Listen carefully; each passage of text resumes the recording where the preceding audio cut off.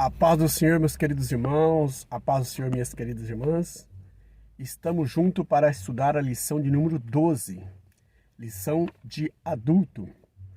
A bondade de Deus em nos atender. Deus é bom o tempo todo Deus é bom. Sem dúvida. Texto áureo. Se vós, pois sendo maus, sabeis dar boas coisas aos vossos filhos, quanto mais o vosso Pai que está nos céus dará bens aos que lhe pedirem. Mateus 7 e versículo 11. Verdade prática. Deus é um Pai amoroso que concede aos seus filhos aquilo que é realmente bom para eles. Glórias a Deus por isso. O nosso leitura bíblica em classe está em Mateus 7, versículo 7 ao 20. O nosso comentarista, o pastor Osiel Gomes, ele divide a lição em 3 pontos principais. Primeiro ponto, a bondade de Deus. Segundo ponto, ou segundo tópico, há 2 caminhos para escolher. E terceiro e último tópico, a mentira dos falsos profetas. Iniciando a nossa lição, na sua introdução, nós vemos aqui que nesta lição aprenderemos que Deus é bom e que Ele ouve as nossas petições, suprindo todas as nossas necessidades. Pedir e dar-se-vos-á, buscai e encontrareis, batei e abrir-se-vos-á. Mateus 7, 7. Veremos também que aqueles que entram pela porta estreita conseguem viver segundo os preceitos de Deus, proposto por Cristo no Sermão do Monte. O Senhor é bom, e aqueles que têm uma vida de comunhão com Ele e procura viver cheio do Espírito Santo, Efésios 5,18, examinando a palavra, não serão mais enganados pelos falsos profetas, Mateus 7 e 15. Isso é evidente. No primeiro ponto, no primeiro tópico, nós temos a bondade de Deus. Temos aqui 3 definições interessantes, importantes aqui, né? A primeira, do dicionário bíblico, que a bondade, né, é definida como qualidade, né, e caráter de bom. Tá? Na segunda definição, nós temos na filosofia, que é o ponto alto da moral, né, a questão da bondade. E na visão grega, é uma boa ação de uma pessoa. Já nós entendemos, né, pelo nosso comentarista também, que a bondade é um atributo de Deus, que é compartilhado para os homens, tá? Então, esse atributo, ele pertence a Deus. O apóstolo Paulo diz, em Romanos 7,18, porque eu sei que em mim isto é, na minha carne não habita bem algum, e com efeito o querer estar em mim, mas não consigo realizar o bem. Tá? Então, quando eu quero fazer o bem, a minha carne, a minha natureza caída, né, quer fazer o mal. Isso que Paulo está dizendo. Tá? Então, quando o homem pecou no Éden, ele perdeu essa essência, né, de justiça. Né? A natureza ficou caída. E agora, a sua tendência é realizar, né, sempre praticar o mal e a imoralidade. E por isso eis aí a razão de Jesus pregar para Nicodemo, dizendo sobre um novo nascimento. Né? Só quem nasce, né, quem tem um novo nascimento, pode voltar a praticar, né, as coisas boas. Então Jesus fala, né, que quem pode entrar pela porta estreita, pelo caminho apertado, é aqueles que nascem de novo. Né? Só esses podem, porque eles são transformados. E aí, de fato, né, eles podem fazer o bem e ser pessoas boas. Tá? Avançando para o nosso segundo subponto, do primeiro tópico, a bondade de Deus no aspecto bíblico. Tá? Olha aqui, nas Escrituras Sagradas, a bondade é definida como a qualidade de quem é bom. Êxodo 33:19. Deus é bom por natureza. Tá? A essência de Deus. Né? A bondade é a essência de Deus. João diz no capítulo 4, versículo 8, que quem não ama não conhece a Deus, porque Deus é amor. Então, ele é a própria essência do bem. Deus é bom. Como eu disse, Deus é bom o tempo todo Deus é bom, né? Isso é mostrado em Salmos 34:8 e o texto de Mateus 19, versículos 16 ao 26. É quando aquele jovem rico diz, bom mestre, e Jesus diz, por que me chamas de bom? Tá? Então Jesus estava revelando para ele que as boas obras não levam ao céu, mas somente a fé e o amor a Deus, né, que é implantado em nossos corações mediante a ação do Espírito Santo, nós podemos então praticar o bem. Então esse atributo de bom pertence somente a Deus, que ele é a essência do bem. Avançando para o terceiro subponto, o primeiro tópico, a bondade de Deus no aspecto teológico. Tá? Então no aspecto teológico o termo bondade é amplo, envolve santidade, retidão, verdade, amor, benevolência, graça e misericórdia. Logo fica evidente que apenas o Deus da Bíblia é verdadeiramente bom. Tá?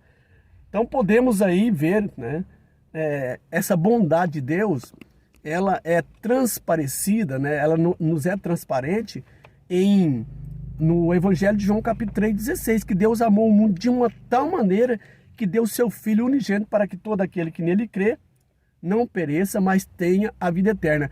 Aí Deus mostra, né, o seu verdadeiro amor, que ele realmente é a essência do amor. E também em Mateus 7:11, Jesus traz uma comparação muito interessante com o Pai terrestre e com o Pai celestial. Vós, sendo pais, vai dar uma pedra em lugar de pão para o seu filho, dar uma serpente em lugar de peixe? Quanto mais vosso Pai que está no céu não vos fará o bem se vocês pedir segundo a sua perfeita vontade. Né? Então, avançando para o nosso segundo tópico, nós temos aqui, há dois caminhos para escolher. Quando Jesus faz essa ilustração, né, sobre os dois caminhos, ele estava olhando para a cidade de Jerusalém. A cidade de Jerusalém era uma cidade murada, né, como as cidades antigas, antigamente. Né?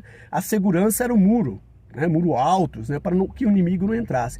E tinha algumas portas largas e também tinham algumas portas estreitas. Né? As estreitas era para evitar, né, dificultar a entrada dos inimigos. Durante o dia, essas portas largas ficavam abertas, mas à noite se fechava para dificultar a entrada do inimigo. E ficava somente as portinholas, né, as portas estreitas chamadas fundo de agulha. A pessoa que entrava ali, somente o judeu que conhecia, e não entrava com o camelo. Eles tinham que descer do camelo, pegar a bagagem e entrar de joelho, arrastando para entrar nessas portas. E então Jesus faz essa comparação. Em Mateus 7:13, né, e 14, ele disse, porfiar por entrar pela porta estreita, porque apertado é o caminho que conduz à vida eterna. Né? Porfiar é esforçar, certo? E são poucos que entram por ele. Então Jesus aconselha, né, a entrar por esse caminho. Avançando para o segundo subponto do segundo tópico. O que as duas portas e os dois caminhos ilustram para nós? A porta estreita, certo? Ela é a entrada para a vida eterna. E o caminho é a conduta que nós devemos conduzir, né, para entrar para a vida eterna. E a porta larga é a entrada para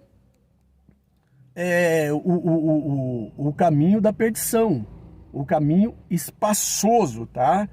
Então Jesus diz porfiar, esforçar entrar por ela, tá? Colocar, né, se esforça entrar por ela. Tá? Por quê? Porque nós devemos empenhar para obter algo. Isso fala do desejo daqueles que querem andar no caminho estreito, que anelam ter um novo caráter e a vida eterna com Deus. No terceiro subponto do primeiro tópico, do segundo tópico, melhor dizendo, a escolha entre dois caminhos. Tá? Todo homem nascido de mulher só tem duas alternativas, tá? Escolher o caminho, a porta larga e o caminho espaçoso, ou escolher a porta apertada e o caminho estreito. Só tem essas duas alternativas. Né? O caminho, a porta larga e o caminho espaçoso é aquele que não restringe nada.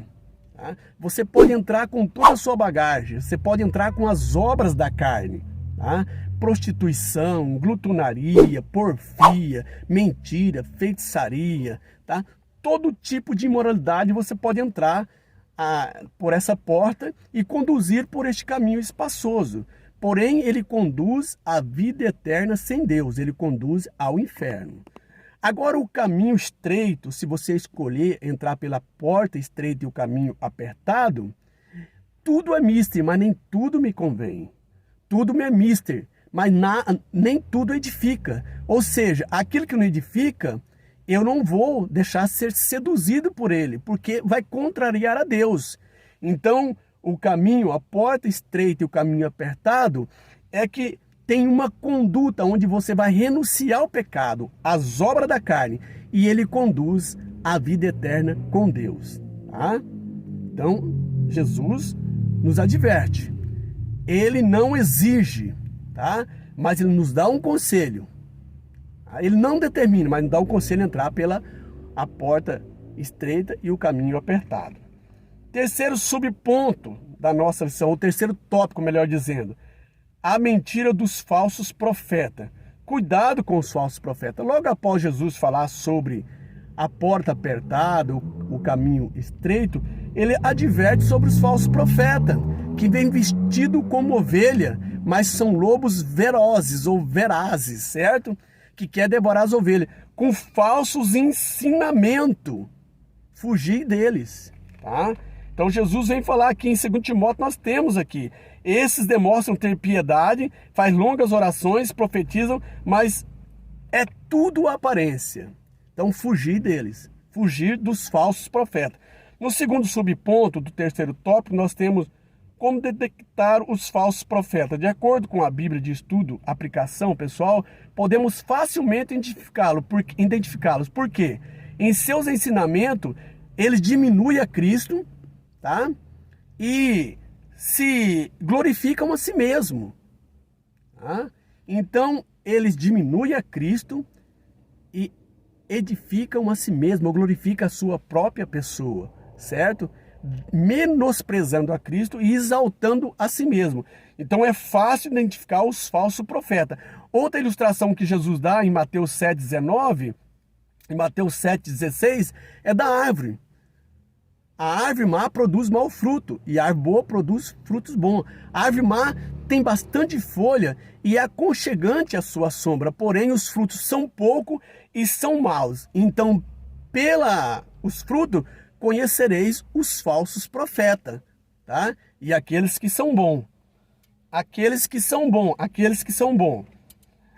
Terceiro subponto, uma análise criteriosa tanto no Antigo quanto no Novo Testamento. Vamos encontrar muitos falsos profetas que se levantam para tentar agradar o servo de Deus. Em geral, eles profetizam somente aquilo que as pessoas desejam ouvir e não se cansavam de dizer que foi o Senhor que disse, ao ensinar a respeito de tudo do futuro. Jesus afirmou que surgirão muitos falsos profetas e enganarão a muitos. Mateus 24:11. Por isso, precisamos vigiar para não sermos enganados.